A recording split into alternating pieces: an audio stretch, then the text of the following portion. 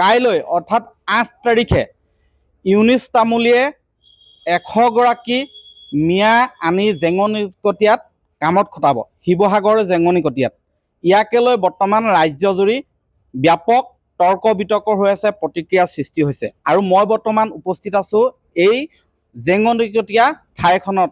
আৰু এই জেঙনিকটীয়াৰ ৰাইজে কি ক'ব, তেওঁলোকে সেই যি 100 গৰাকী মিয়া আনিব বুলি কৈছে ইউনিছ তামুলীয়ে, সেই ইয়াৰ ৰাইজে, স্থানীয় ৰাইজে আদৰি ল'বনে বা তেওঁলোকৰ মতামত কি হ'ব, সেই বিষয়ে আমি পোনে পোনে জানিবলৈ চেষ্টা কৰিম। জেঙনিকটীয়াৰ ইয়াৰ স্থায়ী নাগৰিকসকল আছে, ইয়াত জ্যেষ্ঠ নাগৰিকসকল আছে, খিলঞ্জীয়া মুছলমান এওঁলোক।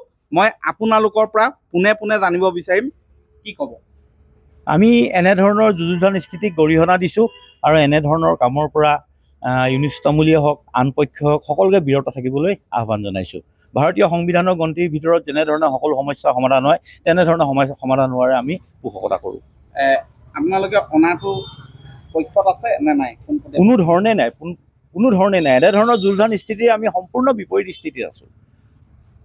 আমি নিবিচাৰোঁ যে তেওঁ এটা ইয়াত বেয়া পৰিৱেশৰ সৃষ্টি কৰক, এনেকুৱা মন্তব্য দি পেলাই আমি তেখেতক আপোনালোকৰ যোগেদি আহ্বান জনাব বিচাৰিছোঁ, তেখেতে যেন এনেকুৱা মন্তব্যৰ পৰা বিৰত ৰাখে, যিবোৰ মন্তব্যই আমাৰ অসমীয়া সমাজত বিৰূপ প্ৰতিক্ৰিয়াৰ সৃষ্টি কৰে, আমাৰ ভাতৃত্ববোধত ব্যাঘাত জন্মায়। তেনেকুৱা কামৰ পৰা বিৰত থাকিবলৈ, তেনেকুৱা কথা বতৰাৰ পৰা বিৰত থাকিবলৈ আমি তেখেতক অনুৰোধ জনাইছোঁ। কি ক'ব? হয়, হয়, ইউনিছ তামুলীয়ে যিটো প্ৰসংগ আনিছে টানি, তাত আমাৰ জেঙনিকটীয়াৰ নামটো সন্নিৱিষ্ট হোৱাৰ কাৰণে বিশেষ আমি দুখ পাইছোঁ। যিহেতু এখন শংকৰ আজানৰ দেশ হয়, আমি শংকৰ আজানৰ আদৰ্শত আমি বিশ্বাসী।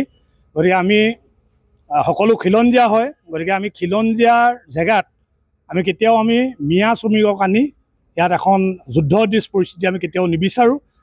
আমাৰ লগত আজি বৃহত্তৰ জেঙনিকটীয়া জুম্মা মছজিদৰ সভাপতিসকল আছে, তাৰোপৰি আমাৰ কেইবাটাও সংগঠনৰ সভাপতি আৰু সম্পাদকসকল আছে। আমি একাষাৰেই এই কথাটো গৰিহণা দিছোঁ আৰু অনাগত দিনত আমি ইউনিছ তামুলীক অনুৰোধ কৰিছোঁ যে এনেকুৱা ধৰণৰ বিতৰ্কিত মন্তব্য কৰি আমাৰ মাজত আমি ইয়াত সকলো ধৰ্মৰ, জাতি ধৰ্মৰ মানুহ আমি ইয়াত থাকোঁ, বাস কৰোঁ, গতিকে এনেকুৱা ধৰণৰ আমাৰ মাজত যাতে বিভেদ সৃষ্টি নকৰে।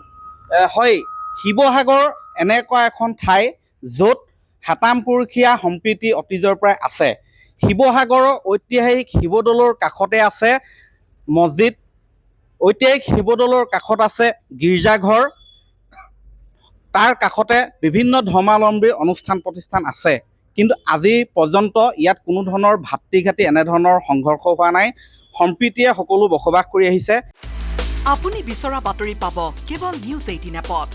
নিউজ 18 এপ ডাউনলোড কৰিবলৈ স্কেন কৰক এই QR কোড। গুগল প্লে ষ্টৰতো পাব এই নিউজ 18 এপ।